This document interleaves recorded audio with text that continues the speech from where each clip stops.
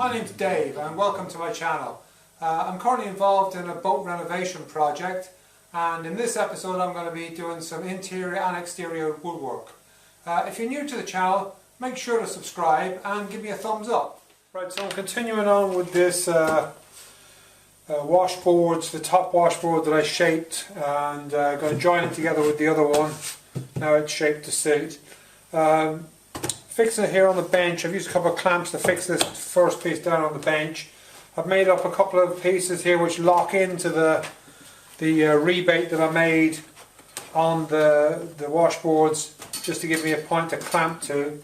And then I've used the router, biscuit router, and my router. I'm going to use these biscuit joints to join it. Thanks very much to my father for sending me that. I'm going to use this to join them together, so I'll put in 1, 2, 3, 4, 5, 6, which is probably overkill, but look, they don't cost a lot. I'm going to use the same amount of glue anyway, so I might as well stick on enough that's going to hold it and be as strong a job as possible. So I'm also going to use something which probably you're familiar with from the kitchen. We call this cling film here in Ireland. My American friends call it saran wrap. And it's very useful in the kitchen, but it's also very useful in the workshop for doing projects.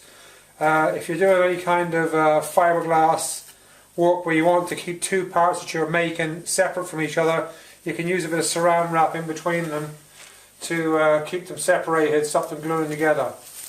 I'm going to use it here underneath this to stop this from gluing to the bench when obviously some of the weep out from the castamite glue is going to come underneath this joint here that I'm making. So just going to work this in underneath to give me an edge there that will keep the glue from sticking to the bench. So again, I've got even coating on these, and then get a bit in where the biscuits go as well.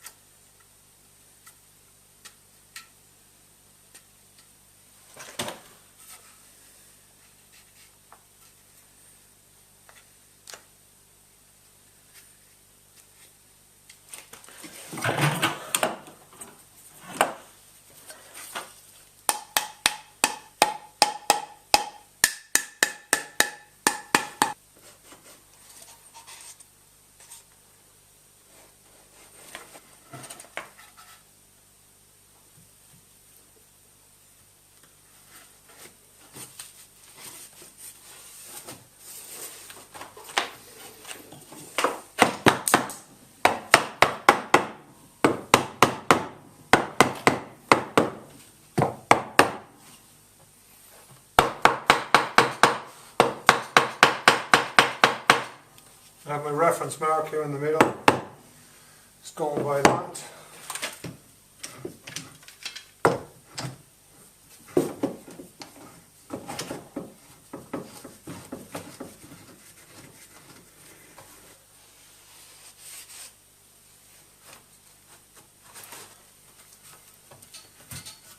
A little bit more saran wrap on the concrete block, and then set the concrete block on top to give it a bit more weight, because I want to keep it level in this plane. I don't want it to buckle up onto the pressure being clamped, so that's keeping everything flat. Yeah, so this is those two sections, biscuit jointed and glued together.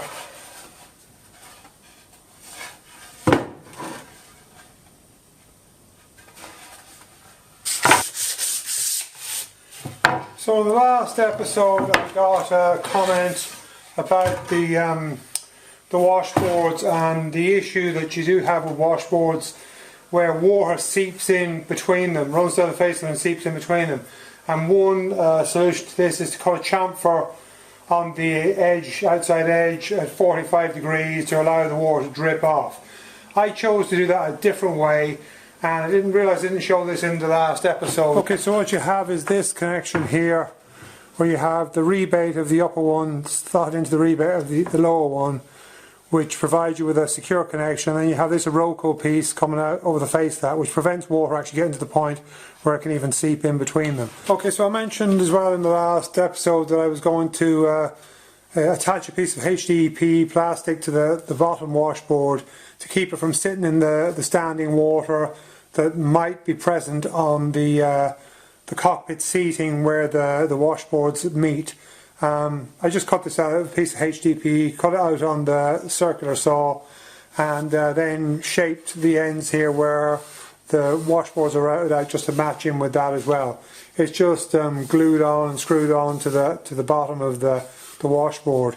So I think that'll address the issue of water penetration into the washboards before it happens. So it's a preventative measure rather than having the washboard extending down into that standing water and then having to do something after the fact. So I saw this as a potential issue and addressed it in advance.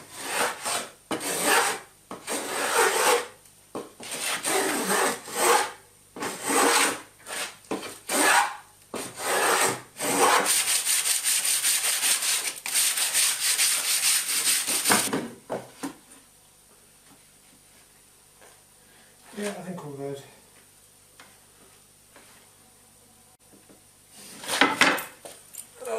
This is the other side. So I think we're good on that one too. Sometimes it gets a bit into the area of diminishing returns where the more you have to stop at a point and say that's it, because you just keep fine-tuning and fine-tuning before you know it, you've messed the whole damn thing up. So experience is knowing when to stop fiddling with it and just leave it be. I think we're all that good. Happy with that.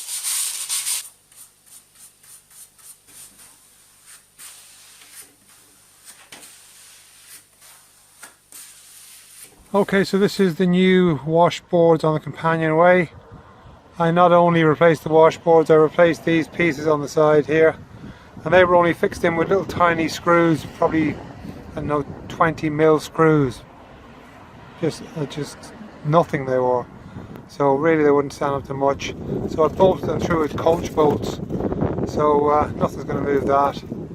Makes it a lot more secure. And I think it looks pretty good too. And this is what it looks like from the inside.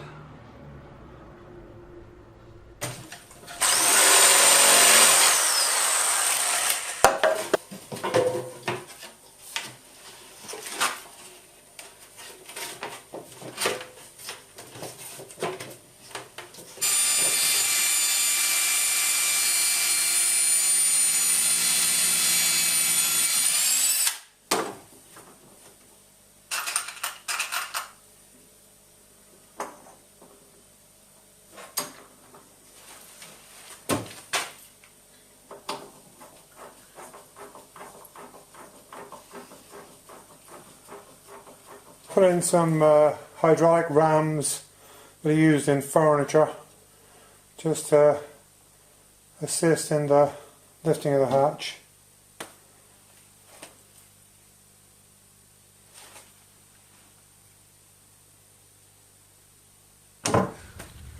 These hatches that I previously built, the companionway hatch, the forward hatch and the rear lazarette, are all made out of Iroko timber and the Iroko timber strips on top, but the inside of the actual structure of the hatch itself is made out of this plywood. So I'm going to treat the underside of this using the polyester resin and then paint over it with the white gloss, the same as I've done with all the other internal woodwork, just to treat it and make it impervious to water and damp and all that kind of stuff. So I've mixed it up and I'm going to use this foam roller just to spread it out on the panel. It's the mix of polyester resin is polyester resin and the catalyst mixed at 2%, and then the wax that you put in so to give it a surface that it'll cure rather than just be a laminating layer, which if you wanted to laminate up different layers you would use no wax in it and then it would leave a tacky finish and you could laminate straight onto it again and still have a chemical bond. Whereas what I want to do is just seal this and you know, have it penetrate the plywood to give me a solid surface. So to that end, I've also added in a splash of acetone, just to give it a little bit more of a diluted mix, so it will soak into it. It thins it out a little bit and makes it soak into the plywood a little better to get that penetration into the plywood. So that's the recipe, if anyone else wants to have a go at doing something similar. Yeah, so filming while doing epoxy is not very easily done, but this is the technique I'm using for getting it in. Just using a brush here to get in around. I taped up around the edges with masking tape. I'm just going around the edges with the brush to get it into the edge, and then following up using the roller to spread it out evenly over the whole surface. Right, so that's them all treated with the polyester resin on the inside. These are the galley pieces that have been treated with polyester resin and now with a single coat of white gloss paint to protect the timber. I disassembled the galley and then just took these out and just treated them.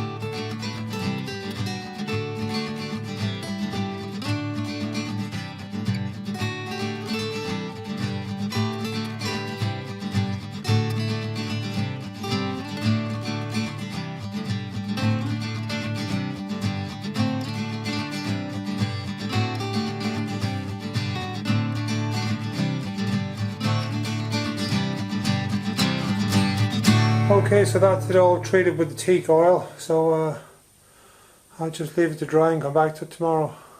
Okay, so this is an emergency light box, which some of you may be familiar with. It's for in commercial premises or factories when the power goes out. This has a battery built into it and a charger, and it charges off the mains, and when the power goes out this kicks on and lights up emergency lighting. So I think I can cannibalize the lights and use them for something, maybe the boat, maybe something else. And I can use the box as a electrical distribution box for my sailing boat. It looks pretty industrial the way it is, but I think I can make up a cedar surround and make it blend in with the other fittings and fixtures on the boat, while still having the, you know, the fact that it's made out of plastic, so it's totally insulated and has a screw in each corner to lock it up, so it's pretty easy to open and close as well. So I don't have to make something from scratch, which probably wouldn't be as functional anyway. So I'm going to use this and let's see what I can do with it. The box stripped down, the main frame to go around it, and I decided I didn't like the look, the industrial or glary look of the plastic, so I sanded down the lid with emery cloth to give it a sort of a brushed sort of look, so it's a duller finish rather than the bright reflective finish that it was. So that's a bit more of a close-up. So I think it turned out pretty good, and obviously the fact this is plastic, it'll be easy drilled for the location of things. I'm not going to do any drilling or anything now at the moment. I'm just going to leave it as is until I decide the layout of switches and other kinds of indication lights, whatever on it.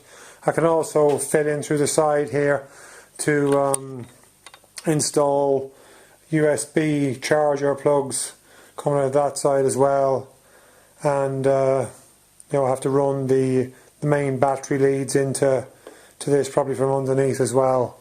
So that's all to be decided when I have it in situ on the boat.